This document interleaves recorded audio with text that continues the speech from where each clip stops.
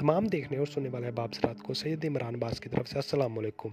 उम्मीद करता हूँ कि आप सब खैरियत से होंगे। मैं आज आपके लिए हसीना परी का अमल लेकर हाज़िर हूँ, जो नहायत ही आसान और आज़मूदा अमल है। इससे आप हसीना परी को हाज़िर कर सकते हैं और उससे हर तरह का जायज़ नाजायज़ काम ले सकते हैं। ये आपका हर तरह का जायज़ नाजायज़ काम करेगी। नाज़रीन, अगर आपसे हाज़िरी नहीं होती तो आप हमसे रब्ता करें, हम आपको हाज़िरी लेके देंगे। हमारा व्हाट्सअप नंबर आपकी स्क्रीन पर नज़र आ रहा है, आप हमसे व्हाट्सअप पर रब्ता करें, हम आपको हाज़िरी लेके देंगे। इंशाअल्लाह 21 मिनट में आपको हाज़िरी लेके देंगे।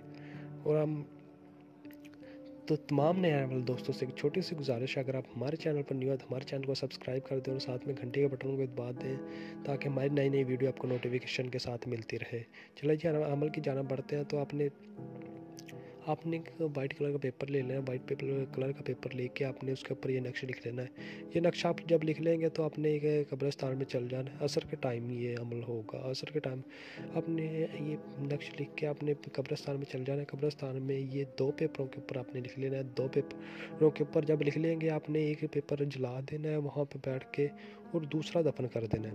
अब जब दफन कर देंगे तो आपने जला देंगे, एक दफन कर देंगे। आपने जो जलाया होगा उसकी थोड़ी सी राख आपने ले आनी है।